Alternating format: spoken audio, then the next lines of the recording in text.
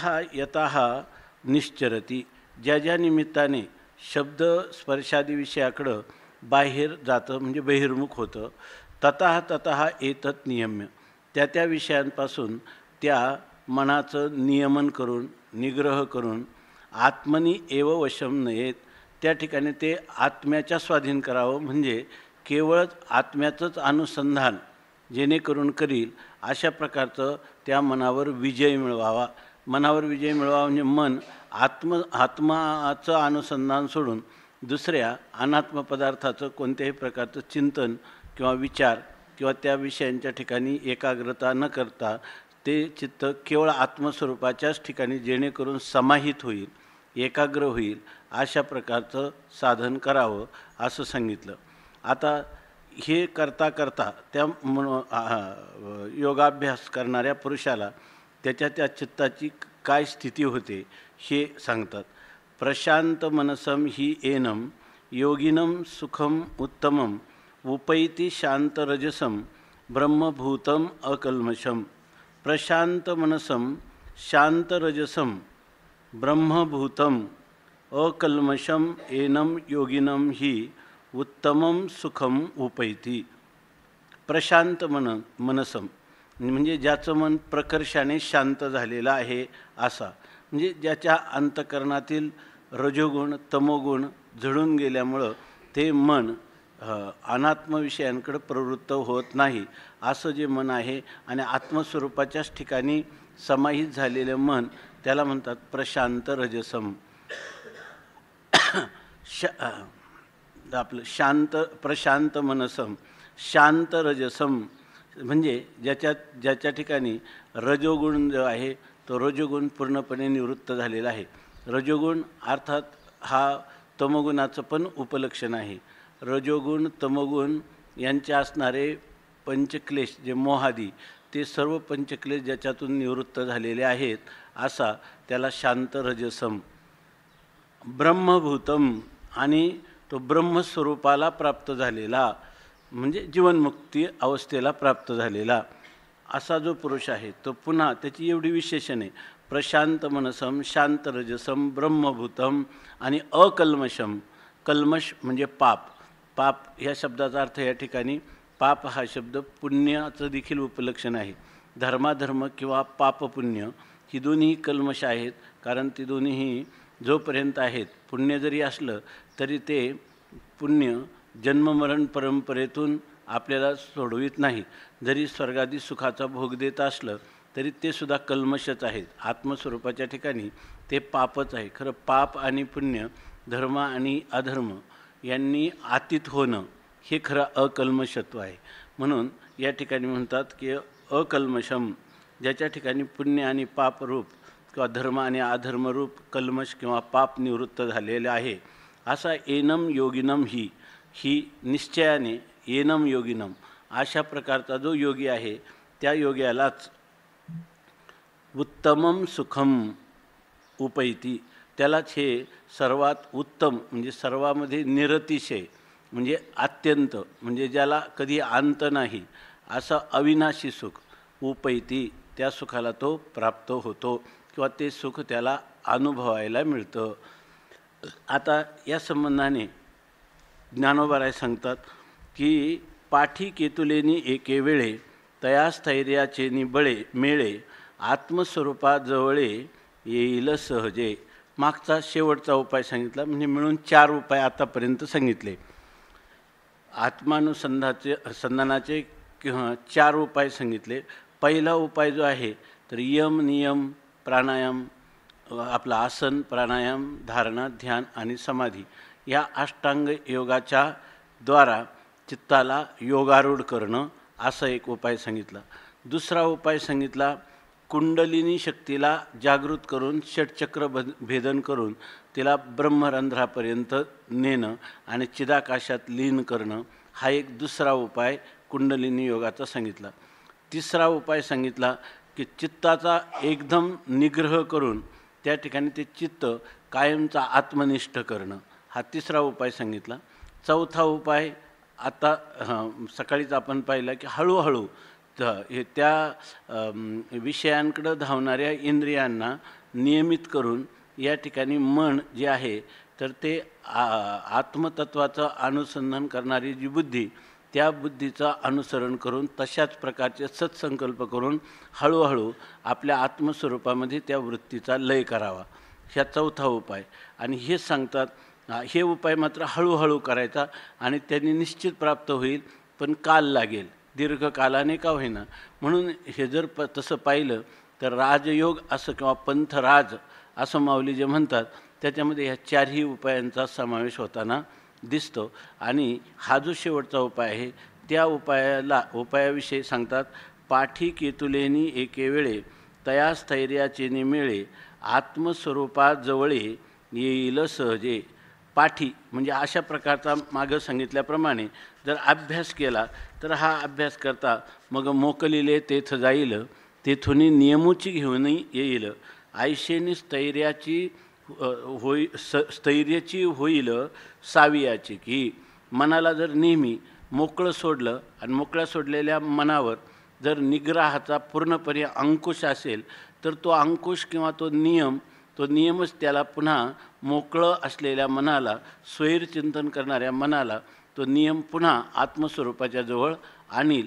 आणि जेव्हा आत्मस्वरूपाच्या जवळ येईल तेव्हा त्या आत्म्याचं असणारं नित्य अस्तित्व, स्वयंप्रकाशत्व, आनंद घनत्व ह्याचं त्याला प्रतीती आल्यामुळं निर्विषय निरुपाधिक आनंदाची चित्त विवर्जित म्हणजे ज्याच्यामध्ये चित्त स्वतःचं स्वरूप सांडून केवळ अधिष्ठान आत्म्याशी एकरूप झालेला आहे, अशा स्थितीमधला जो आनंद आहे त्या आनंदाची झलक किंवा अनुभूती त्याला आल्यामुळं हळूहळू या मनाचे एक निके जे देखील या गोडीच्या ठाया सोखे म्हणून अनुभव सुखची कौतिके दावीत जाईजे, या न्यायाने त्याला त्या मनाला आत्मस्वरूपाच्याच ठिकाणी तन्निष्ठ राहण्याचे सवय पडेल. सावियाची सहजच त्याला सवय होईल. अनायासाने ते आत्मस्वरूपाच्या ठिकाणीच रममान होऊन राहील. आणि मग पाठी केतुलेनी एके वेळे तया स्थैर्याचेनी मेळे आत्मस्वरूपाजवळे येईल सहजे. पाठी म्हणजे त्यांनी नंतर म्हणजे ह्या निग्रहाचा हळूहळू रात्रंदिवस दीर्घकाल निरंतर आणि आदरपूर्वक केलेल्या अभ्यासामुळं त्या मनाची आत्मस्वरूपाच्या ठिकाणी राहण्याची जी दृढ सवय झाली, त्यामुळं एक केतुलेनी एक वेळी केव्हा तरी एखाद्या वेळी तया स्थैर्याचेनी मिळे ते मन जे आहे ते त्या आत्मस्वरूपाच्या ठिकाणी स्थिर झालेला असल्यामुळं ते हळूहळू आत्मस्वरूपाजवळे सहजे येईल. त्या आत्मस्वरूपाच्या ठिकाणी सहजच येईल. म्हणजे आत्मस्वरूपाच्या ठिकाणी बिना सायास आता पूर्वी केलेल्या अभ्यासामुळं त्याला झालेली जी सवय किंवा त्याला आलेली आत्मसुखाची अनुभूतीची झळक, त्यामुळं त्या आत्मस्वरूपाजवळच राहू लागेल. आणि ते करताना पूर्वी त्याला जसे प्रयत्न करावे लागत होते, आता प्रयत्न वाचून त्याची वृत्ती आत्माकार होऊ लागेल. म्हणून ते आत्मस्वरूपाजवळ येईल सहजे असं सांगतात. तया ते देखोनी अंगा घडेल तेथ अद्वैती द्वैत बुडेल आणि ऐक्य तेजे उघडेल त्रैलोक्य हे. तया ते देखोनी, तया ते म्हणजे त्या आत्म्याला पाहिल्यानंतर ते अंगा घडेल हा एक वाक्प्रचार आहे. अंगा घडेल म्हणजे ते त्याच्याशी एकरस किंवा समरस होऊन जाईल. आत्मस्वरूप कारण काय आहे, मन जेव्हा आत्मसुखाची वेगळेपणाने अनुभूती घेते किंवा सुखाचा भोग घेते, तोच खऱ्या अर्थाने ते सुख परिच्छिन्न किंवा अल्प होत आहे. तेव्हा आपल्या स्वतःच्या मनरूप उपाधीचा आपण त्याग केला तर आपलं व्यापक निरतिशय व्यापक असणारं अधिष्ठानाचं सुख आपल्याला खऱ्या अर्थाने प्राप्त होईल. आपण आपलं स्वतंत्र ठेवलेलं जे अस्तित्व आहे ते त्यामुळं ह्या व्यापक सुख असूनही आपल्याला परिच्छिन्न सुखाचा अनुभव घ्यावा लागत आहे असं मनाला जेव्हा कळतं त्यावेळेला ते मनच काय करतं, त्या आत्मस्वरूपाच्या ठिकाणी समरस होतं, वेगळेपणाने उरत नाही. म्हणून तया ते अंगा घडेल, ते त्या ठिकाणी ते त्या आत्मस्वरूपाशी अंगा घडेल म्हणजे एकरूप होऊन जाईल, त्याच्याहून वेगळं उरणार नाही. तेथ अद्वैती द्वैत बुडेल, आता हे ज्या क्रिया आहेत इथं हा केलेला जो अभ्यास आहे याला क्रियायोग असं म्हणायचं. आणि जर कोणाला वेदांताच्याही द्वारा ह्या स्थितीला प्राप्त व्हायचं झालं तर ती काय आहे, विचाराच्या द्वारा प्राप्त होणारी स्थिती आहे आणि ही अभ्यासाच्या द्वारा प्राप्त होणारी स्थिती आहे. म्हणून म्हणतात की त्या ठिकाणी सुद्धा अद्वैती द्वैत बुडेल, ज्या त्याला अशा प्रकारची अखंड अद्वैताची म्हणजे ज्याच्यामध्ये अखंड अद्वैत म्हणजे द्वैतानी अस्पर्शित अचुंबित असं असणारं जे अद्वैत आत्मतत्व आहे, त्या आत्मतत्वाची त्याला अनुभूती येईल. आणि त्या ठिकाणी अनुभूती येईल म्हणताना तिथं आत्मा ध्येय आहे, मी त्याचा ध्याता आहे, मध्ये ध्यानाची प्रक्रिया आहे. अशा प्रकारे ध्याता, ध्यान आणि ध्येय या त्रिपुटीच्या विवर्जित असणारे जे काही अखंड अफूट अद्वैत आहे त्या अद्वैतामध्ये द्वैत बुडेल, द्वैत पूर्णपणे नाहीसं होऊन जाईल. इतकं की त्या ठिकाणी ह्या द्वैत सापेक्ष हे अद्वैत आहे आणि त्या अद्वैताची अनुभूती मी घेत आहे. या प्रकारची कोणत्याही प्रतीतीचं विषयत्व त्याच्या ठिकाणी राहणार नाही, केवळ तो प्रतितीरूपतेला प्राप्त होईल. म्हणून म्हणतात की या ठिकाणी अद्वैती द्वैत बुडेल. तेच वेदांताच्या दृष्टीने आपण जेव्हा पाहतो तेव्हा आपण काय म्हणतो की हे जे वृत्ती आहे ती वृत्ती द्वैत आणि द्वैताचं कारण असणारं अज्ञान, त्याच्यासाठी ती जेव्हा विचाराने आणि श्रीगुरु वचनाने प्राप्त झालेलं तत्त्वमसी महावाक्य त्याचा संबंध झाल्यामुळं श्रोत्याच्या स्रोत्राशी, अधिकारी श्रोत्याच्या स्रोत्राशी त्यावेळेला त्याला अहम ब्रह्मास्मी इत्याकारक वृत्ती होते. आणि त्या वृत्तीमध्ये प्रतिफलित झालेलं जे चैतन्य आहे ते अज्ञानाचा नाश करतं आणि अज्ञानाचा बाध करतं असं आपण म्हणतो. त्याप्रमाणे या ठिकाणी ह्या पुरुषाला अद्वैत आत्मस्थिती प्राप्त झाली, ती द्वैत विवर्जित आणि निरपेक्ष निरुपाधिक अशाच प्रकारच्या अद्वैत आत्मस्थितीमध्ये अद्वैती द्वैत बुडेल, द्वैत नाहीसं होऊन जाईल. म्हणजे द्वैत आता तुम्ही म्हणाल की द्वैत बुडालं तरी द्वैताचं कारण तसंच राहील असं जर कोणी म्हणेल तर तो कोणता, की ज्या पुरुषांनी केवळ योग साधना केलेली आहे आणि नंतर किंवा अगोदर तत्त्वमसी महावाक्याचं श्रवण केलं नाही, त्याचं फक्त कार्याचा कारणामध्ये आपलं कारणाचा अधिष्ठानामध्ये लय होईल, एवढंच होईल. ज्यांनी तत्त्वमसी महावाक्य ऐकलं त्याला या ठिकाणी कारण आणि काय तुकाराम महाराजांचं कारण वारी येले जेथे जातो तेने पंथे साधावीत, जिथं कार्य कारण भाव हाच राहिलेला नाही, केवळ अधिष्ठान मात्रत्व राहिलेलं आहे, अशा ठिकाणी मात्र हे द्वैत आणि द्वैताचं कारण ह्या सर्वांचाच बाध झालेला आहे किंवा नाश झालेला आहे. आता तुम्हाला वरवर पाहताना जरी त्याचा व्यवहार दिसत असला तरी तो व्यवहारसुद्धा कुठपर्यंत आहे, फक्त खरंच द्वैत बुडालेलंच आहे, परंतु आत्मा आणि अंतकरण यांचा आध्यात्मिक तादात्म्य संबंध आहे तोपर्यंत त्याला फक्त ह्या जगताचा भास होत आहे किंवा प्रतीती येत आहे. परंतु त्याची सत्यत्व बुद्धी पूर्णपणे दग्ध झाल्यामुळं त्याच्या दृष्टीनं हा सर्व व्यवहार बाधयोग्य आणि प्रतीती मात्र केवळ आहे असं सांगतात. तेथ अद्वैती द्वैत बुडेल. आणि वेदांतामध्ये तरी काय, अहम ब्रह्मास्मीमध्ये अज्ञानाचा काय होतो, नाश करणारी तीच वृत्ती आहे, चर्मावृत्ती, की जी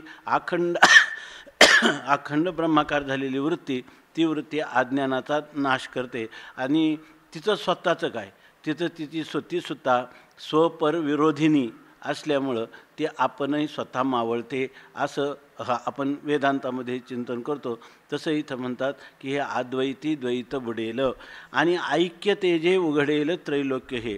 आणि त्याच्या ठिकाणी कोणतं तेज आहे, आता ऐक्य जीव आणि ब्रह्म यांचं झालेलं जे ऐक्य आहे. म्हणजे आता या ठिकाणी जीव, जगत आणि ब्रह्म हे तीन पदार्थ न राहता जीव, जगत हे सर्वम खल्विदम ब्रह्म, अहम ब्रह्मास्मी किंवा पश्चात सर्वम खल्विदम ब्रह्म या बोधाने सर्व ठिकाणी त्याला ऐक्याचंच तेज म्हणजे ऐक्याचाच प्रकाश उघडलेला आहे. आणि त्रैलोक्य हे, आणि हे त्रैलोक्य म्हणजे हे संपूर्ण तिन्ही लोक जे आहेत तिन्ही लोकसुद्धा या ठिकाणी केवळ ऐक्यभावाने, म्हणजे हे जगतही ब्रह्मरूप आहे, जीवही ब्रह्मरूप आहे, माझ्यासहित हे सर्व विश्व ब्रह्मरूप आहे, याला म्हणायचं का त्रैलोक्य ह्या ऐक्यरूपाने त्याच्यासाठी उघडं झालेलं आहे. उघडं झालेलं आहे म्हणजे अनावृत्त झालेलं आहे. आवरणभंगाच्या द्वारा त्याला स्वयंप्रकाश आत्मतत्व सर्वत्र निरतिशय व्यापक आहे, याची त्याला त्या केलेल्या अभ्यासामुळं निर्विकल्प समाधीमध्ये त्याच्या अनुभूती आलेली आहे. पुढं फार झालं तर तुम्ही असं म्हणू शकता त्याच्यात निर्विकल्प समाधीमध्ये वृत्ती अधिष्ठानात लीन झालेली असली तरी अज्ञानाचं आवरण आहे. पण ते जायला काही विशेष वेळ लागत नाही. चांगदेव महाराजांसारखं 65 वयामध्ये त्याला नुसतं पहिली ओवी स्वस्ती श्री वटेशु जो लपोनी जगदाभासू दावी मग ग्रासू प्रगटला करी, असं पुढच्या 2 ओव्या त्याच्यामध्ये लपे तव तव आभासे प्रगटे तव तव दिसे, नाही न प्रगटे तव तव न दिसे, प्रगटल्याना लपाला असे न खोमता जो. आणि ती पुढचं काय तिसरी ओवी बहु जवळ घडे बहु जवळ होये तव तव काहीच न होये, काही न होणे आहे आपणची जो. एवढा विषय त्याला चांगला कळला तर त्याच क्षणी त्याला काय होतं, मी काय तत्वमसी अहम ब्रह्मास्मी आई शिवानी एक वेळ पडता कानी, अविद्या निद्रा गेली पळवणी तत्क्षणी जागीन नला. असं आज एक अभंग वाचण्यात गेलं, फारच सुंदर ह्याचा अर्थाचा आता लक्षात.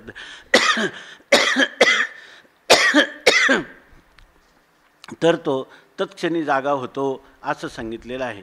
आणि ही स्थिती जर त्यानं अगोदरच तत्वमसी महावाक्य ऐकलं असेल तर त्याला ह्या उपदेशाने किंवा ह्या अभ्यासाने, ह्या योगाभ्यासाने, ध्यानयोगाने त्याच्या त्या प्रतिबंध रूपाने असणारा जो मनोनाश आणि वासनाक्षय होऊन त्याला निष्प्रतिबंध आनंदाची अनुभूती येते असा अर्थ घ्यावा.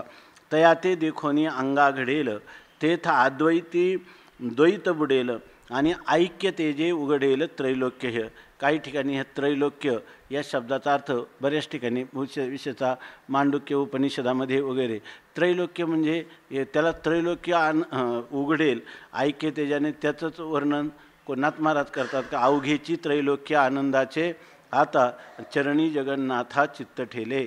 अशा प्रकारची त्याला दिव्य अलौकिक निरुपाधिक निर्विशेष अशा केवळ आत्मस्वरूपाची अनुभूती त्याला प्राप्त होईल असं सांगितलं. आणि हे त्रैलोक्य या शब्दाचा अर्थ जागृती, स्वप्न आणि सुषुप्ती त्या 3 अवस्थांना देखील त्रिलोक असं म्हणतात. त्यांच्या असणारे प्राज्ञ, विश्व, तेजस, व्यष्टी आणि समष्टीमध्ये असणारे जे अभिमानी, त्या अभिमानीला देखील त्रैलोक्य असंच म्हणतात. एकाच तुरीय तत्वावर ह्या आपला आदिष्ट त्याला काय म्हणतो, हे ज्या ती अध्यात्म, अधिभूत आणि अधिदैवाच्या सगळ्या संकल्पना त्याच्यावर केवळ भासमान असतात. त्यामुळं जेव्हा त्याला अधिष्ठानाचं यथार्थ अनुभूती होते तेव्हा ह्या तिन्ही अवस्था काय आहे, अधिष्ठान ज्ञानाने कल्पिताची निवृत्ती अधिष्ठान रूप होते असते हे लक्षात येतं. त्याप्रमाणे ध्यानी आल्यामुळं त्याला हे सगळं त्रैलोक्य काय दिसत असताना त्याचं आवरणभंग झाल्यामुळं त्याला टळटळीत अशा प्रकारचा आपल्या आत्मस्वरूपाची अनुभूती येते. आता हे कसं घडतं म्हणतात, आकाशी दिसे दुसरे ते आभ्रजई विरे तई गगने चिका भरे विश्व जैसे. आता आकाशी दुसरे दिशे, आकाश जेव्हा आपण नजर टाकली, आता पावसाळ्याचे दिवस आहे तर दुसरे दिशे म्हणजे दुसरा काही पदार्थ दिसतो. कोणता? मेघ किंवा ढग नावाचा पदार्थ दिसतो. आणि दिसणारं ते आभ्र म्हणजे ते ढग. आकाशामध्ये आकाश एकटं नाही, आकाशामध्ये अजून एक पदार्थ आहे असं आपल्याला काय ढगासहित आकाश म्हणजे सोपाधिक आकाश त्या ठिकाणी आहे असं आपल्याला वाटतं. इतकंच नाही तर आपल्याला ते सविशेष विशेषासहितच ते आकाश आहे आभ्रासहित असं आपल्याला दुसरं द्वैताला धरून या ठिकाणी ते आकाश भासतं. पण ते आभ्रजई विरे परंतु त्या ठिकाणी ते ढग जेव्हा विरतात म्हणजे नाहीसे होतात त्यावेळेला गगने चिका भरे विश्वजैसे, तेव्हा ह्या आकाशाच्या विश्वात काय सगळं आकाशानेच भरलेलं आहे. म्हणजे या ठिकाणी आकाशाची प्राप्ती, आकाश म्हणून वेगळा पदार्थ आपल्याला त्याची उपलब्धी करून घ्यावी लागत नाही.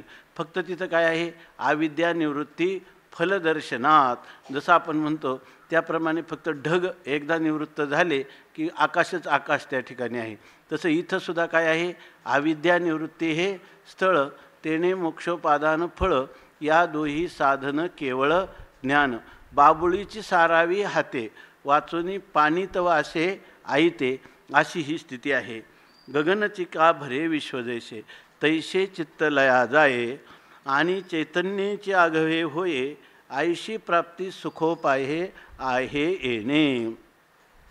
काय हे, ज्या मनुष्याला आपण सकाळीच पाहिलं की एके केली हातोफळी ठायाबळी पावले, अशा रीतीनं हातोहात ज्याला फक्त केवळ तत्वमसी महावाक्य ऐकलं आणि लगेच त्याला या ठिकाणी अज्ञान पूर्णपणे निवृत्त झालं, अशा प्रकारचे महापुरुष फार विरळे आहेत. विरळा पावे अवघड गोवे शेवटीचे, असं म्हटलेले.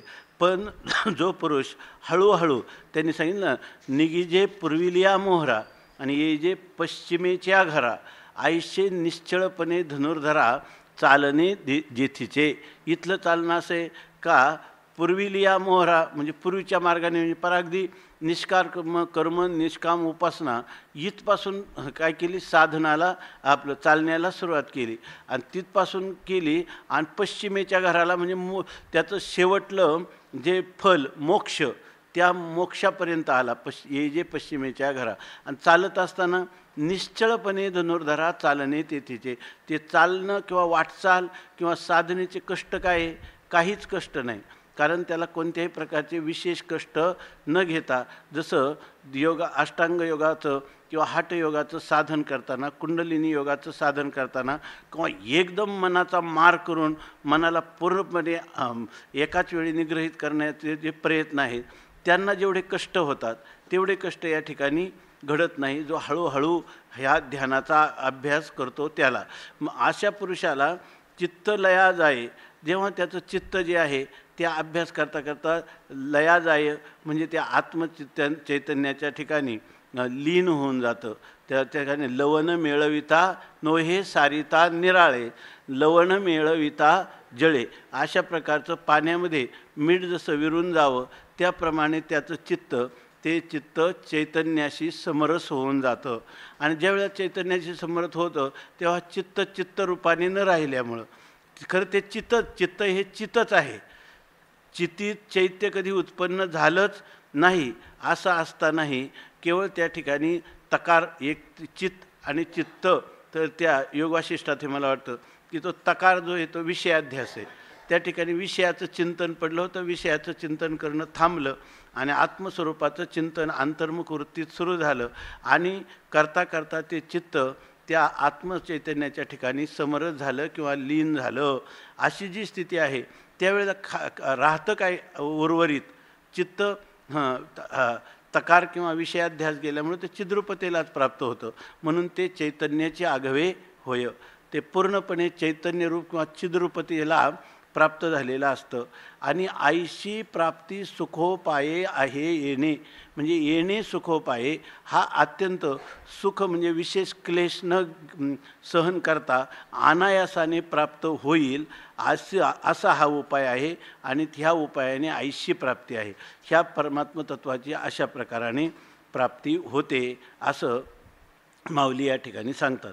त्याच्यानंतर पुढच्या श्लोकात सांगतात, युञ्जन्नेवं सदात्मानं योगी विगतकल्म सौखेन ब्रह्म संस्पर्शमत्यन्तं सुखमश्नुते.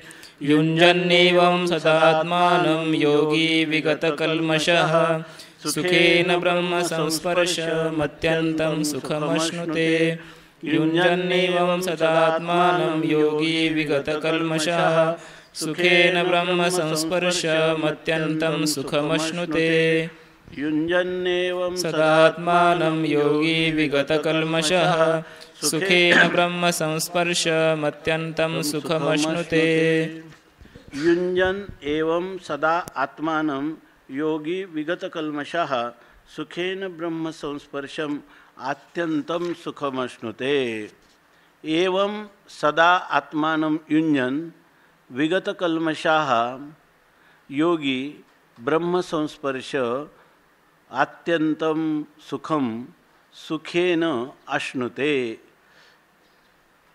एवं आता सांगितलेल्या या प्रकारे या क्रमाने सदा आत्मानं युञ्जन्, जो सदा आत्म्याच्या ठिकाणी युजुर योगे समाधो, जो आत्मस्वरूपाच्या ठिकाणी नित्य सदा आत्म्याचं अनुसंधान किंवा आत्मस्वरूपाच्या ठिकाणी चित्ताचं समाहितत्व करणारा असा पुरुष। त्यामुळं तो विगत कल्मषाः, त्याचं पाप सर्व निवृत्त झालेलं आहे। या ठिकाणी कल्मष कोण आहेत तर या विगत कल्मषाः, पाप म्हणजे काय, आता सांगितल्याप्रमाणे पुण्य आणि पाप हे दोन्ही कल्मष आहे ते विगत, ते विशेष रूपाने ज्याचे गेलेले आहेत असा विगत कल्मषाः। किंवा दुसरा एक अर्थ मनोनाशाने, कारण तो जसा जसा आत्मस्वरूपाचं अनुसंधान करीत निर्विकल्प समाधीपर्यंत जातो तसा त्या ठिकाणी तो धर्ममेघ असा त्या समाधीचं स्वरूप केलं की ज्याच्यामुळं अशा प्रकारच्या ज्ञानाच्या अमृतधारा तो वृष्टी करतो की जेणेकरून आपल्या अनंत जन्मातील असणारे वासना संस्कार दग्ध होऊन जाणं हे सुद्धा काय आहे, विगत कल्मषत्वच आहे। त्याच्या ठिकाणी अनंत जन्मातल्या सगळ्या वासना त्या पूर्णपणे निरस्त होतात, त्यालाही विगत कल्मषाः। किंवा आपल्या शास्त्राच्या अर्थाप्रमाणे विचार केलं तर जसं पाप आणि पुण्य किंवा धर्म आणि धर्म हे सुद्धा कल्मषरूपच आहेत, कारण पुण्याचा भोग घेण्यासाठी जन्माला यावं लागतं, पापाचा भोग घेण्यासाठी सुद्धा पापकर्माचा भोग घेण्यासाठी जन्मालाच यावं लागतं। आणि जोपर्यंत पुनरपि जननम पुनरपि मरणम पुनरपि जननी जठरे शयनम यह संसारे, हे जे संसार म्हणजे जन्ममरणपरा खंडित होत नाही तोपर्यंत हे पुण्यसुद्धा प्रतिबंधरूप असल्यामुळं त्यालाही कल्मष असं म्हटलेलं आहे, विगत कल्मषाः। आणि ज्याचे कल्मष म्हणजे पाप नाहीसे झालेले आहेत असा योगी, योगी म्हणजे त्या योगाचा अर्थात ध्यानयोगाचा अनुसंधान किंवा अभ्यास करणारा पुरुष।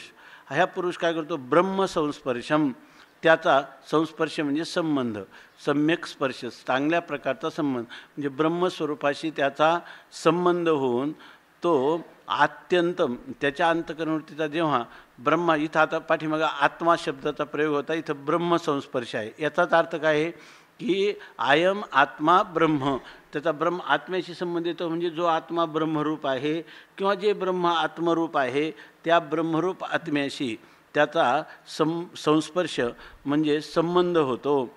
आणि सुखम अत्यंतम अंतम आतिथ्य वर्तते, त्याच्या ठिकाणी प्राप्त होणारं जे सुख आहे ते अत्यंत म्हणजे अंतम अतिक्रम्य, म्हणजे ज्याला विनाश जे आहे त्या कोणत्याही वस्तूला जे काही षडभाव विकार आहेत त्यातला एक विकार आहे विनाश। परंतु या ठिकाणी हे जे सुख प्राप्त होतं, परमात्मा काय आहे, नित्य अनंत अनादी असा सुखरूप आहे, अविनाशी आहे। म्हणून अविनाशी असणारा जो परमात्मा त्याला म्हणतात अत्यंत, त्याचा कधी अंतच होत नाही। आणि त्या परमात्मा असा सुखरूप, त्याचं जे सुख आहे हे अविनाशी सुखस्वरूप आहे।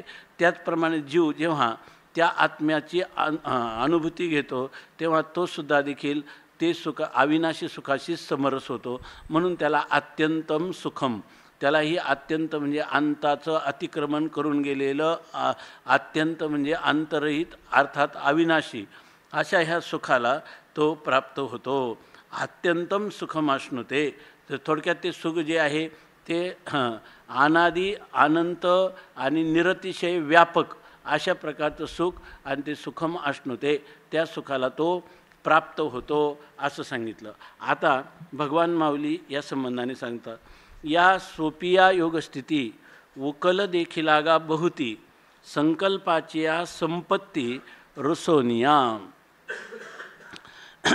या ठिकाणी माऊली आपल्याला जाणीव करून देतात, हे जे आत्तापर्यंत सांगितलं चित्तनिग्रहाचे 4 उपाय, त्या 4 उपायापैकी हा जो शेवटला उपाय आहे की या शेवटच्या उपायामध्ये म्हणजे मोकळं सोडलेल्या चित्ताला नियमाने बांधून त्या ठिकाणी पुन्हा पुन्हा आत्मस्वरूपाजवळ आणण्याचा प्रयत्न करणं, हा जो चौथा उपाय आहे तो ह्या षटचक्र भेदनापेक्षा किंवा तत्त्वज्ञानाच्या द्वारा मनोनाश आणि वासनाक्षयपूर्वक होणारं जे तत्त्वज्ञान आणि त्या तत्त्वज्ञानाने होणारी स्वरूपामधील स्थिती किंवा अष्टांग योगाच्या द्वारा त्याचा अनुष्ठान करून तदाद्रष्टू स्वरूपे अवस्थानम ह्या प्राप्त होणाऱ्या स्थितीला किंवा म्हणजे विचाराच्या द्वारा क्रियायोगाच्या द्वारा प्राप्त होणाऱ्या स्थितीपेक्षाही हा जो मार्ग आहे हळूहळू अभ्यास करणं आणि चित्ताला मोकळं सोडून पुन्हा आपल्या आत्मस्वरूपाजवळ आणणं आणि त्याला आत्मसुखाची अनुभूती आली असताना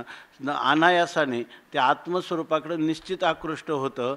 हे मनोविज्ञान जाणून या ठिकाणी केलेली जी साधना आहे हे या सोपी या योगस्थिती, ही योगस्थिती या योगाने प्राप्त होणारी जी स्थिती आहे ती सोपी आहे, अनायास आहे. आणि याचा उकल देखील लागा बहुती, आणि याचा उकल म्हणजे याचा उलगडा बहुती देखील अनेकांनी पाहिलेला आहे. म्हणजे जर आपण म्हणतो ना वेदमार्गे मुनी गेले त्याचे मार्गे चालिलो, न कळे विषय अंधा म्हणून उघड बोलिलो, तर अनेकांनी या स्थितीचा अनुभव घेतला. आणि ही जी स्थिती आहे ही प्राप्त करणं अत्यंत कठीण असल्यामुळं सर्वसामान्य लोकांना याच्यामध्ये प्रवेश होणार नाही.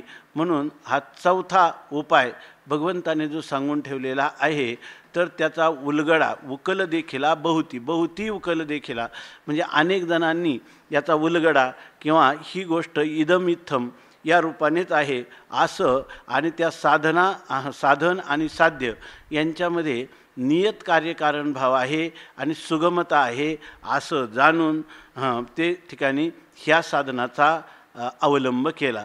परंतु या साधनामध्ये महत्त्वाचं काय आहे तर संकल्पाची या संपत्ती रुसोनिया.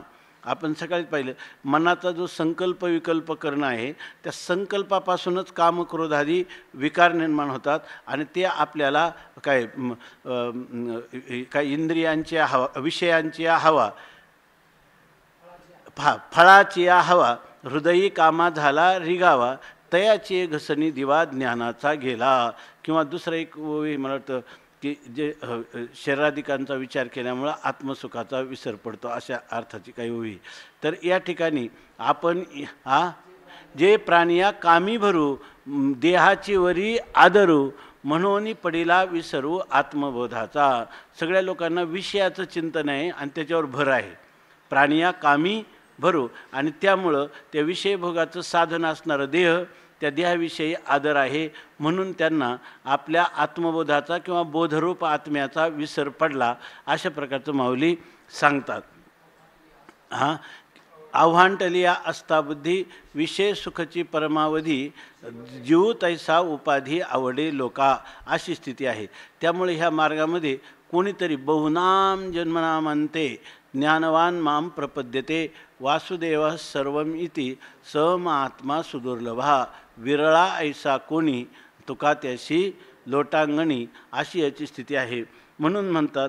परंतु यासाठी मुख्य काय आहे या विचाराच्या दृष्टीनं पाहिलं तर हे सर्व जे अनर्थ आहे त्या अनर्थाला कारण अनात्मदेहादी प्रपंचाला मी किंवा माझं म्हणून जो आत्मस्वरूपापासून अत्यंत दूर गेला याचं कारण आहे संकल्प.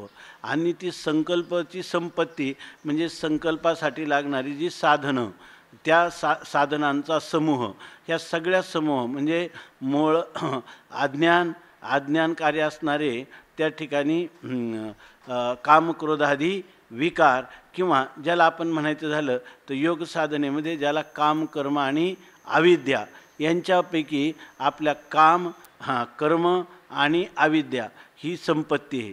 आणि ही संपत्ती कोणाची? संकल्पाची.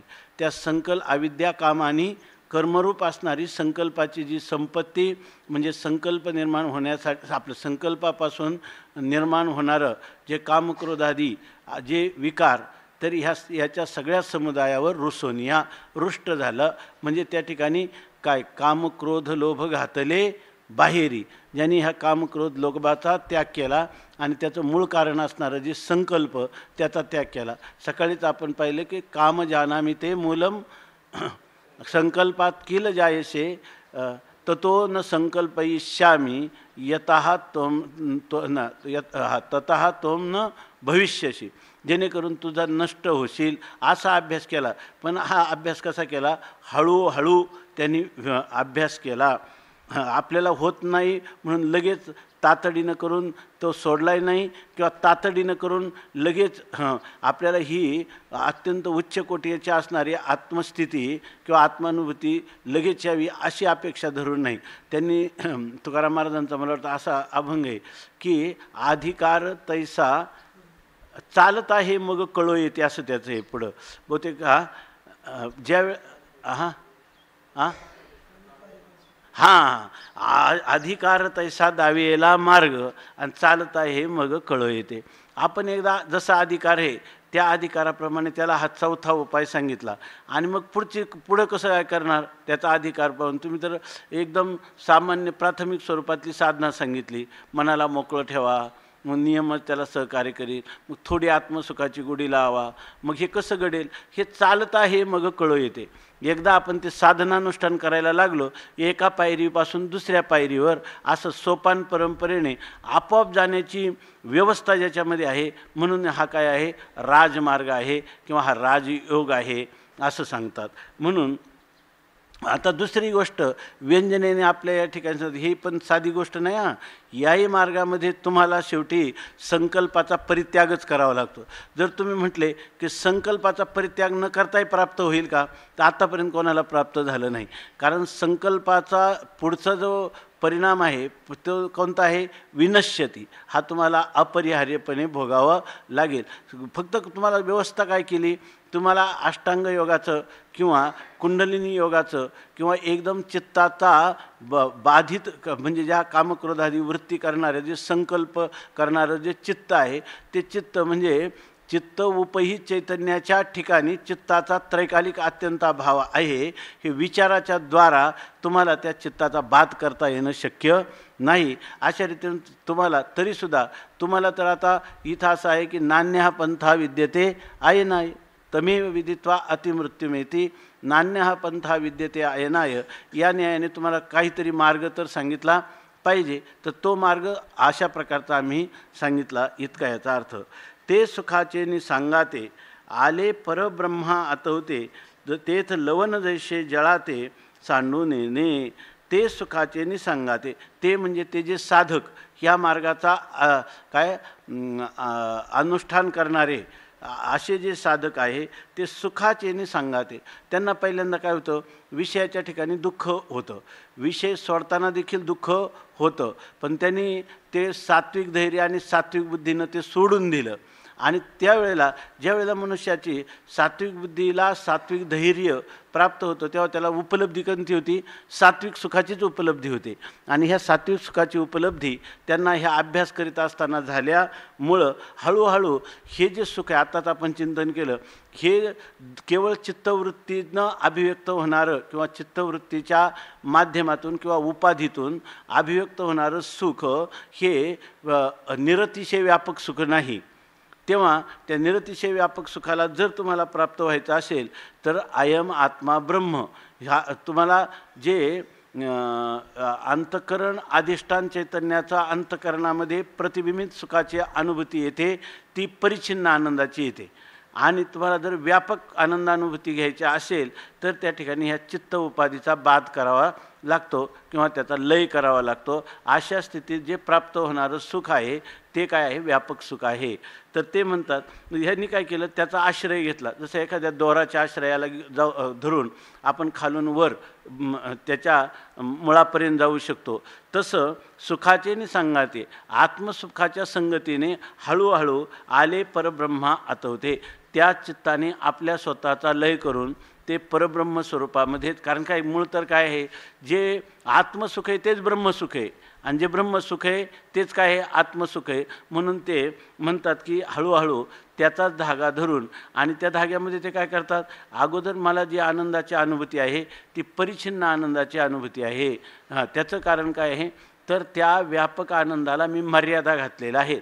आणि त्या कोणत्या मर्यादा घातलेल्या आहेत, त्याला वृत्ती उपाधी मी त्या ठिकाणी योजलेला आहे. आणि त्यामुळं उपाधी म्हटलं की ती अपरिच्छिन्न वस्तूला परिच्छिन्नच करणार. मग याच्यासाठी काय केलं पाहिजे, मी त्या व्यापक सुखाची उपाधी कोण आहे, मी. मग मीच माझा बाध करील किंवा मीच माझा लय करील. अशा रीतीनं ज्या वेळेला मनुष्य आपलं त्याला काय म्हणतो, चिंतने तद्रुपता या न्यायाने तुका म्हणे आळी जीवे नुरेची वेगळी. या न्यायाने जेव्हा पुन्हा पुन्हा हे आत्मानुसंधान नित्य निरंतर करतो त्यावेळेला ते चित्त आले परब्रह्मा आतवते. परब्रह्म म्हणजे निरतिशय व्यापक स्वरूपाला ते प्राप्त होतं. आणि तिची अर्जुना अनंत सुखाच्या डोही एक सरा तळूची घेतला जी स्थिरावनी तेही तेच झाले, असं माऊलीनं वर्णन केलं. तसंच ह्या सुखाच्या संगतीमध्ये ते परब्रह्मरूप निरतिशय अत्यंत जे अविनाशी अशा सुखाला ते प्राप्त झाले असं वर्णन केलं. आणि त्याला उपमा अशी दृष्टांत असं सांगता, तेथ लवण जैसे जळाते सांडून येणे. लवण म्हणजे मीठ, जे ते मीठ एकदा पाण्यामध्ये लीन झाल्यानंतर आता ते पाण्याला जसं कधीच सोडित नाही, ते मीठ जसं पाण्याला कधी सोडत नाही म्हणजे ते जलरूपतेलाच प्राप्त होतं, त्याच्याहून त्या स्वरूपाने भिन्न म्हणून उरतच नाही. कोणतं मीठ बाहेर ठेवलेलं नाही, पाण्यातच विरलेलं जे मीठ आहे त्याचा हा दृष्टांत आहे. कारण काय, ते मूळ पाण्यातच विरलेलं आहे. जर वेगळं असलं तर पाण्याला सोडणार नाही असं कसं म्हणता येईल. पाण्यातच टाकल्यानंतर विरून गेलेलं मीठ, ते मीठ पाण्याला जळाते सांडून येणे, पाण्याला कधी सोडित नाही. त्याप्रमाणे आता दार्ष्टांतिका सांगतात, तैसे होय तिये मेळी मग सामरस्येच्या रावळी महासुखाची दिवाळी जगेशी दिसे. हे जे बाकीचे उपाय आहे ना अष्टांग योगाचे, हे सुद्धा कठीण आहे. कारण जर त्याच्यात अष्टांग योगात ते काहीच काठिण्य नसतं तर स्वतः माऊली म्हटल्या नसत्या की अष्टांग योगे न शिनिजे यमनियम निरोध न किजे रया वाचा गीत गाईजे वाचा गीत गाईजे गाता वाता श्रवणी ऐकिजे रया गीता छंदे अंग डोलीजे लीला विनोदे संसार तरिजे रया. पुढं काय, बाप रुक्मादेवरू विठ्ठलू नामे आणि जोडे हा उपायो किजे राया. याचा अर्थ अष्टांग योगे न शिनिजे म्हणजे अष्टांग योगाचे श्रम आहे. आणि हे तर आपल्याला पाहिलंच आपण. आपल्या हे जे एकतर याच्या परंपराच नाही कोणत्या, आता जी कुंडलिनी योग आहे याच्या आपल्याला तरी ज्ञात नाहीत, असेल कुठं तरी. आणि तरीसुद्धा असं कोणी अनेक प्रकारच्या महापुरुष हिमालयामध्ये दर्शन देतात आजही ह्या काळामध्ये अनेक ऋषीमुनींचं. परंतु कल्पही गेला, कल्पच्या कल्प गेले तरी त्यांचं आयुष्य आहे असं नाही. मार्कंडे तरी आपल्याला कुठं बगदाल तरी कुठं भेटतोय, भेटतात आताच्या काळात कोणी सांगतंय का? कोणीतरी ते अश्वत्थाम्याचं सांगतात. परंतु ह्या सगळ्यांना कधीतरी शरीर सोडावं लागतं. कल्पांताला काहीच राहत नाही, त्यावेळेला कोणीच राहत नाही. आणि ते कोणाला मार्कंड्याचे 14 कल्प काय आयुष्य आहे, तरीसुद्धा तरी तो राहिला ताटीखाली असं आहे ना. 14 कल्प काहीतरी आयुष्य आहे तरी तो राहिला ताटीखाली अशी स्थिती आहे. आणि ह्या हठयोगाचं किंवा कुंडलिनी योगाचं हे एक ध्येय की मनुष्याने ह्या शरीराला अमर करणं. कोणी झालं का शरीराने अमर? कोणीही झालेला नाही. म्हणून हे उपाय कठीण आहेत. आणि ह्या चित्तामध्ये एवढं जर मनुष्याचं आहे ना, एखाद्या मनुष्याला कितीतरी प्रतिकूलता असताना तो एखाद्या संकटावर मात करून जेव्हा आपलं इप्सित प्राप्त करतो तेव्हा आपल्याला असं लोकांच्यात म्हणण्याची पद्धत आहे, याचं मनोबल फार आहे की ना, विल पॉवर लोक म्हणतात त्याला. त्या मनोबलामुळे यांनी तग धरली किंवा टिकला किंवा यशाला प्राप्त झाला. खरं काय, मनोबलामुळे म्हणजे मनच खूप बलवान आहे. इतकं बलवान आहे का ही सृष्टीसुद्धा मनानेच केली. बंधाची कल्पना करणारे मनच आहे आणि मोक्षाची कल्पना करणारं मन आहे. आहे की नाही? अंतर्मुख होऊन आपलं उद्धाराची इच्छा करणारंही मनच आहे की नाही? आणि बंधनाला कारण होण्यालाही मनच आहे. म्हणून म्हणतात की मन करारे प्रसन्न सकळ सिद्धीचे कारण मोक्ष अथवा बंधन, सुख समाधान इच्छा, ते सगळं हे सगळं मनाने. त्या मांडुक्यकारिकेत त्या यथा स्वप्न प्रपंचोयम मयी, मांडुक्यकारिकेत आहे का हा श्लोक कुठे? यथा स्वप्न प्रपंचोयम मयी माया विजृंभिता तथा जागृत प्रपंचोपी मयी माया विजृंभिता. एकजीववादाच्या दृष्टीने असं म्हणता येईल की नाही, हा स्वप्नातला प्रपंच मी, स्वप्नात सूर्य नाही तरी स्वप्नातला प्रकाश कोणी ज्या सूर्याने दिला तो सूर्यसुद्धा कोणी केला, मी उत्पन्न. आणि ते जे प्रकाश्य पदार्थ आहेत ते कोणी उत्पन्न केले, मीच उत्पन्न केलं. आणि त्या पदार्थाचं परिणामी उपादान कारण कोण झालं, मीच झालो. आणि त्याचं अभिन्न निमित्त उपादान कारण कोण झालं, मीच झालो. आणि मग आरोपित अशा प्रकारचं विवर्तोपादान कारणसुद्धा कोण झालो, मी झालं. एवढं ह्या मनाचं काय आहे, सामर्थ्य आहे. म्हणून या ठिकाणी सांगतात की इथं काय होतं, काय चर्चा चाललं होतं आपलं, की हे जे मन आहे ह्या मनाच्या ठिकाणी एवढं सामर्थ्य आहे. त्यामुळे ह्या मनावर विजय मिळवणं ही काही सामान्य गोष्ट नाही. परंतु हे जे साधन आहे, इथं जे ज्ञानोबारायांनी अगदी सांगत असताना भगवंताच्या मनोगतावर जो प्रकाश पाडून सार्वत्रिक सर्व लोकांना, ज्यांना हे जवळजवळ अशक्य कोटीतलं वाटतं, जसं सांगतो आपण गौरी शंकर पाहायचं झालं, कुतुब मिनार पाहायचं झालं तर पाहणाऱ्याच्या डोक्यातलं पागोटं गळून पडतं. अशा प्रकारचं हे अत्युच्च कोटीचं पद आणि सर्वसामान्याला प्राप्त जर करायचा असेल तर त्याला हळूहळू त्यांनी करणारा जो अभ्यास, की ज्याला आपण म्हणतो का अनात्माकार वृत्तीचा परित्याग करायचा, हळूहळू करायचं. आणि आत्माकार अंतकरणाची वृत्तीचं स्थिरीकरण हळूहळू करायचं. आणि हेच काय आहे, इथं विचाराच्या प्रांतात असलं तर ते निधिध्यासन रूपी ध्यान आहे. ते जर तुम्हाला श्रुतीवचनावर, गुरुवचनावर श्रद्धा ठेवून केवळ तुम्हाला गुरूंनी सांगितल्याप्रमाणे त्याचं विश्वासपूर्वक शास्त्रवचनावर श्रद्धा ठेवून आणि सांगितलेल्या गोष्टीचं अनुष्ठान जर करायचं असेल तर यालाच ध्यानयोग किंवा क्रियायोग असं म्हणतात. तर ह्याप्रमाणे तुम्ही जाऊ शकता. तसं तर शास्त्राने त्याला कुठपर्यंत आणलं, निष्काम भक्तीपर्यंत आणलं, निष्काम कर्मयोगापर्यंत आणलं. पण कसं, ह्या जो आहे हे सोपान परंपरेनं किंवा परंपरेनं तुम्हाला या ठिकाणी ज्ञान होऊन नंतर तुम्हाला ही मुक्त दशा किंवा जीवनमुक्त अवस्था प्राप्त होईल, अशा प्रकारे सांगतात. म्हणून या अध्यायाचं नावच असं आत्मसंयमयोग, अभ्यासयोग, ध्यानयोग असंच दिलेलं आहे. पण असं जरी असलं तरी ह्याच्यामध्ये केवळ अष्टांग योग किंवा कुंडलिनी योग आहे असं नाही. जर एखादा विचार करणारा, ज्याला विचारात जे आहे ते बोधा, तर त्यालाही पूर्णपणे वेदांत तत्त्वज्ञानच याच्यामध्ये सांगितलेलं आहे. इथं सांगितलेला जो योगाचं अनुष्ठान आहे ते पूर्णपणे वेदांताला अनुकूल आहे की नाही. तुम्हाला जेवढे काही ज्ञात प्रक्रिया असतील वेदांताच्या, त्या जर कळून घ्यायच्या असेल चांगल्या प्रकाराने, त्याला हा अध्याय उपोद्बलक आहे, सहाय्यकारी आहे, अशा प्रकारचं आहे. तैसे होय ती मिळी मग सांबरस्याच्या रावळी महासुखाची दिवाळी जगेशी दिसे.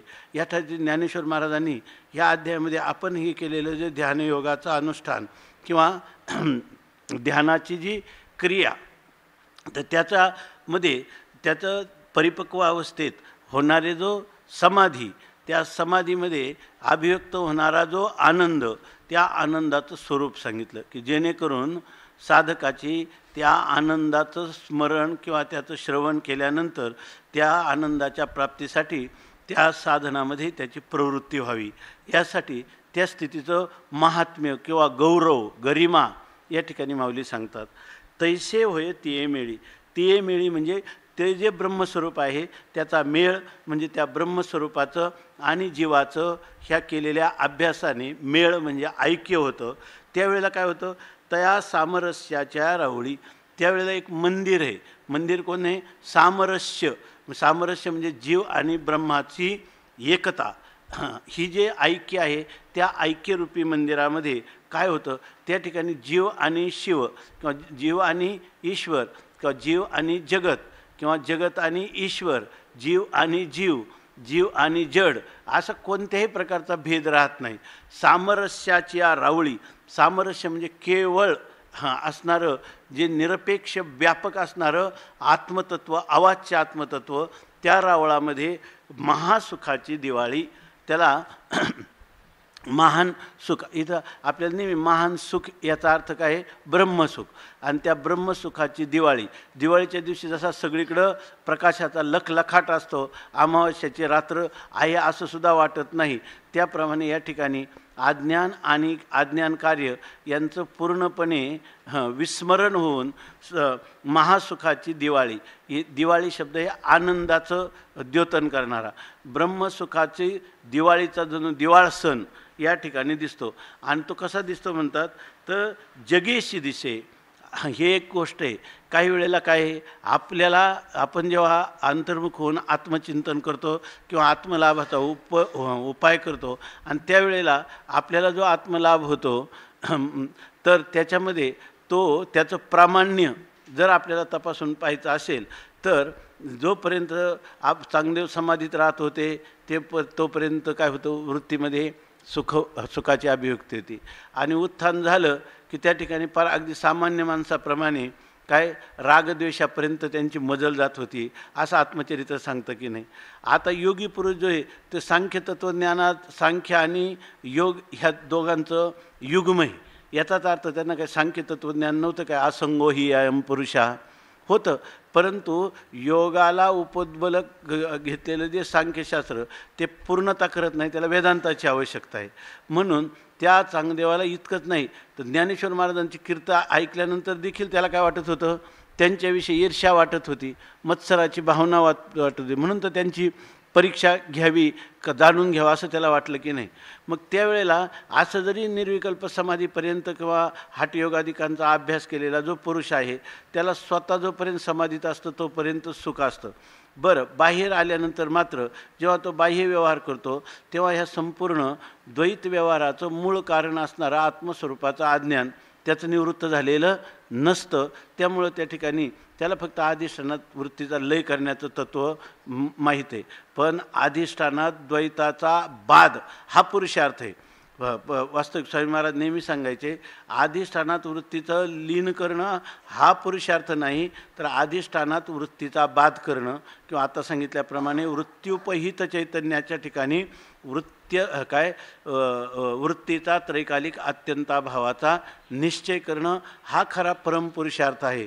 तो चांगदेवांना ज्ञानोबरायांच्या द्वारा त्यांना अवगत करून घ्यावा लागला, अशी स्थिती आहे. आणि तीच गोष्ट म्हणतात की इथं आपल्याला ब्रह्मसुख प्राप्त झालं की नाही याचं जर आपल्याला पाहायचं असेल म्हणजे फलबलकल्प्य न्यायाप्रमाणे, तर त्याला महासुखेशी दिवाळी जगेशी दिसे, जगासहित. त्याला असं नाही आपण म्हणतो का बुडते हे जन न देखवे डोळा येतो कळवळा म्हणून या. त्याच्या दृष्टीनं तो जेव्हा जगाकडं पाहतो तेव्हा जगाकडं पाहिल्यानंतर त्याला जर अंतःकरणामध्ये आपण आनंदी झालो पण हे लोक मात्र सगळे अज्ञानात खितपत पडलेले आहे हे त्याला वाटत नाही. त्याला सगळं जग अवघेची त्रैलोक्य आनंदाचे आता, अवघाची संसार सुखाचा करीनं. मग तुम्ही म्हणाल असा पुरुष तर लोकसंग्रहासाठी प्रवृत्त होताना दिसतो, मग त्याची काय विल्हेवाट आहे की नाही, किंवा त्याची काय संगती. त्याचा अंतःकरण दुसऱ्याच्या दुःखाने द्रवीभूत झाल्याशिवाय त्या दुःखाच्या निवृत्तीसाठी तो त्यांना उपायाचं कथन करील काय. परंतु खऱ्या अर्थाने ते लोक खरोखर दुःखी आहेत आणि आता मी खरोखर वास्तव त्यांच्या दुःखाचं निवारण करणार आहे अशी त्याची भूमिका कधीच नसते. त्याच्या भूमिकेत काय आहे, तुकाराम महाराजांना जेव्हा हे वाटलं किंवा कोणी दुसऱ्याने आपली दुःख कथन केली तर तुकाराम महाराज काय म्हणतात, नसत्या छंदे जग विनोदे विवळ तसे. कारण नसताना लोक या ठिकाणी रडतात आहे की नाही. अमर आत्मे असताना या ठिकाणी लोक मरतात, म्हणजे कारणा वाचून मरतात, कारणा वाचून रडतात, अशा प्रकारची स्थिती आहे. म्हणजे याचा अर्थ लोकांना भ्रम झालेला आहे. तेव्हा आपल्याला त्याला महासुख प्राप्त करून द्यायचं नाही आणि महासुखांपासून जगातला कोणीही वंचित नाही. फक्त त्यांच्या ठिकाणी काय झालेलं आहे, भ्रम झालेला आहे. तेव्हा आपल्याला कार्य करायचं कोणतं, भ्रमनिवृत्तीचं कार्य करायचे का आत्मप्राप्तीचं कार्य करायचे. फक्त त्या ठिकाणी भ्रमनिवृत्तीचं कार्य करायचं, दुःखाची सुद्धा निवृत्ती करायची नाही आणि आनंदाची सुद्धा प्राप्ती करायची नाही. त्यांच्या ठिकाणी झालेला जो अन्योन्याध्यास आहे त्याचं स्वरूप त्यांना व्यवस्थित समजावून सांगितलं. मग लोक काय म्हणतील की खरंच तुकाराम महाराज अगोदर म्हणत होते नसत्या छंदे, तसंच होतं आहे की नाही. मी त्या ठिकाणी मरणा वाचून मरत होतो, जन्मा वाचून जन्माला येत होतो, हा सगळा भ्रम होता. आणि त्याचं कारण होतं की आत्मस्वरूपाचं अज्ञान. तेव्हा महापुरुष हे काय करतात, अज्ञान किंवा भ्रम किंवा भ्रमात्मक अज्ञान त्याची फक्त निवृत्ती करतात, दुसरं काही नाही. त्यामुळं त्यांना लोकाच्या दुःखाने दुःखी आणि लोकाच्या सुखाने सुखी खरं जर पाहिलं तर बारकाईनं पहा बरं का महाराज. ज्याला आपण म्हणतो सयोगी परमो मतः, देवाने त्याला श्रेष्ठ मानले. कोणता?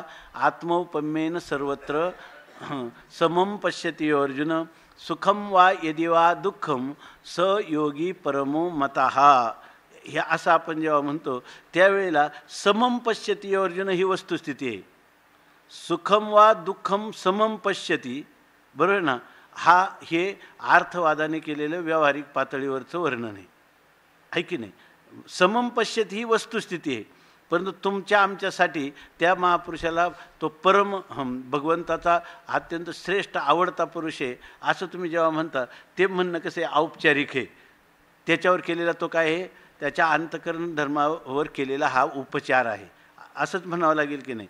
म्हणून म्हणतात तैसे होय ते मिळी. म्हणून इथं काय म्हणतात, महासुखाची दिवाळी जगेशी दिसे. त्याला जगात सहित सर्व महासुख म्हणजे ब्रह्मसुखच व्याप्त आहे आणि ते निरतिशय व्यापक आहे, केवळ तेच आहे असं त्याला दिसतं. ऐसे आपुले पायवरी चालिजे आपुले पाठीवरी हे पार्था न अंगवे तरी आन ऐके. आता सांगतात हे जे उपाय आहेत ना, की जे उपाय अत्यंत अनुष्ठान करण्याला कठीण आहेत, त्याच्याविषयी माऊली उपमा देतात. ऐसे आपुले पायवरी, आपल्या पायाने, आपुले पाठीवरी चालिजे. असा एखादा मनुष्य आहे का, कोणी पाठाला तुम्ही आज कसे आले, काही नाही मला आज थोडा कंटाळा आला होता पायाने चालण्याचा, पण मी काय केलं, आपली जी पाठ आहे ना, आपल्या पायाने आपल्याच पाठीवर चालायचं. पाय कुठं टांगले, पाठीला, आणि मग इथं कुठं आला, पाठामध्ये. असं जर कोणी म्हणायला लागला तर आपल्या पायाने आपल्या पाठीवर कधी चालता येईल का? चालता येणार नाही. पण इथं हे उपाय असे चालता येणार नाही याचाच अर्थ हे हठयोगादिकांचे जे उपाय आहेत ते उपाय इतके कठीण आहेत. आपण सकाळी पाहिलं, लोहाचे चणे बोचरिया पडती खाणे, तै पोट भरणे की मरणे शुद्धी नेणे, अशा ठिकाणी वार्याच्या बरोबर स्पर्धा करण्यासारखं आहे. किंवा या ठिकाणी जे योगाच्या ह्या योगाच्या वाटेने निघाले त्यांना दुःखाचा शेलका भाग वाट्याला येतो असं जे वर्णन करतात. असे जे उपाय आहेत ते उपाय असे नाही का, आपुले पायवरी, आपल्याच पायाने आपल्याच पाठीवर चालायचं. जे ज्याचं स्वरूप असतं ते त्याला कधी विषय होत नाही. असं असताना आपल्या पाठीवर ज्ञानाचा उपायसुद्धा त्यांनी लिहिलं की आपल्याला वाटतं जे लोकांना ज्ञान झालं किंवा जे मोठे अधिकारी आहेत त्यांना ज्ञान हा उपाय सहज वाटतो, त्यांना कष्ट होत नाही. कारण अनंत जन्माची पुण्याई आणि अनंत जन्माची केलेली तपश्चर्या फलीभूत झालेल्या असल्यामुळं त्यांना महापुरुषाच्या संगतीत श्रवणादी साधनाचे कष्ट होत नाही. उलट ज्ञानवरायांच्या भाषेत सांगायचं त्यांना काय वाटतं, अहो हा उपाय तर सगळ्यात सोपा आहे. काय इथं मोक्ष असे आयता श्रवणाची माझी, पण तैसा मनाचा मारू न करिता इंद्रिया दुःख न देता येथ मोक्ष असे आयता श्रवणाची माझी. आणि काही लोकांना आहे ना, किती सेवा सांगा तुम्ही रात्रंदिवस, एका अंगुष्ठावर तप करायला सांगा, झाडाला उलटे टांगायला सांगा, ते करतील, पण श्रवण म्हणजे नको. कितीतरी लोक इथे येतात आणि ते आम्हाला पाठाला उशीर झाला तरी ते निघत नाही, त्यामुळे आम्हाला 2 मिनटं उशीर होतो. आणि मग आपण जर त्यांना निघल्या म्हणजे का थांबायचं अर्धा पाऊण, नाही आता आम्ही जातो म्हणतात. आणि त्याच्या अगोदर तुम्ही त्यांच्या जर इकडं यायच्याऐवजी तासभर बोलत बसले ते कधी कंटाळणार नाही. का त्यांना ते ऐकावं आणि इथं मोक्ष असे आयता श्रवणाची माझी असं कधी वाटतच नाही. त्यासाठी माऊलीने लिहिले का, व्रताचरणे कर्कशे आणि विवेक श्रवणे खरपुसे करिता जाती भोकसे बुद्ध्याधिकांचे. बुद्ध्याधिकांचे वाभाडे निघतात. म्हणून हे श्रवण साधन हे जरी अंतरंग साधन असलं तर कठीण आहे तितकंच आहे. त्याच्यापेक्षा मनन, त्याच्यापेक्षा निधिध्यासन ही जी साधनं आहेत ही अत्यंत कठीण साधनं आहेत. ती सगळी साधनं जी आहेत ना ती काय काय आपल्या पायाने पाठीवर चालण्यासारखी आहेत. म्हणून हे पार्था, म्हणून हे अर्जुना, न अंगवे तरी, जर तुला हे न अंगवे म्हणजे तुला ही साधनानुष्ठान करता आलं नाही, म्हणजे ती न अंगवे म्हणजे ती तुझ्या ताब्यात आली नाही. स्वाधीन झाली नाही, म्हणजे त्या साधनांचं अनुष्ठान तो करू शकला नाही तरी आन ऐके. आता मी तुला दुसरी साधन सांगतो, ते तो ऐक. आता दुसरं साधन आहे, हे साधनसुद्धा आपल्याला पाहिलं शंकरानंदी मधुसूदनी भाष्य पाहिलं का असं वाटतं की हे तर वेदांताचं सांगितलं आहे. इथं जे सांगतात, इथं जर एखाद्याला ज्ञानाच्या विचाराच्या अंगाने बोध नाही झाला तर आपण त्याला काय सांगतो, लय चिंतन सांगतो, ज्याच्यामध्ये विधी, विश्वास आणि आग्रह यांच्याद्वाराही ह्या स्थितीला प्राप्त होता येतं. आणि त्यासाठी सांगतात ती स्थिती कोणती आहे, आन ऐके. दुसरं काय आहे तर आपल्याला वाटेल की मग दुसरं वेदांत श्रवण आहे, याच्यात वेदांत श्रवण आहे आणि नसलं तर तुम्हाला काय लय चिंतन पण या ठिकाणी सांगितलेलं आहे. किंवा तुम्हाला जर म्हणलं तर भावनेच्या अंगातून सांगितलेलं आहे. जरी बौद्धिक अंगातून, विचाराच्या अंगातून तुम्हाला झालं नाही तर शास्त्रावर असणाऱ्या श्रद्धेच्या माध्यमातून तुम्ही आम्ही सांगतो त्याप्रमाणे विश्वास ठेवला, नंतर त्याचा अनुष्ठानात आणलं, त्याच्यासाठी आग्रह धरला तरी तुम्हाला ही स्थिती प्राप्त होऊ शकते. आन ऐके. दुसरं ते कोणतं, सर्वभूतस्थमात्मानं सर्वभूतानि चात्मनि ईक्षते योगयुक्तात्मा सर्वत्र समदर्शनः. सर्वभूतस्थमात्मानं सर्वभूतानि चात्मनि ईक्षते योगयुक्तात्मा सर्वत्र समदर्शनः. सर्वभूतस्थमात्मानं सर्वभूतानि चात्मनि ईक्षते योगयुक्तात्मा सर्वत्र समदर्शनः. यो मां पश्यति सर्वत्र सर्वं च मयि पश्यति तस्याहं न प्रणश्यामि स च मे न प्रणश्यति. यो मां पश्यति सर्वत्र सर्वं च मयि पश्यति तस्याहं न प्रणश्यामि स च मे न प्रणश्यति. यो मां पश्यति सर्वत्र सर्वं च मयि पश्यति तस्याहं न प्रणश्यामि स च मे न प्रणश्यति. पुंडलिक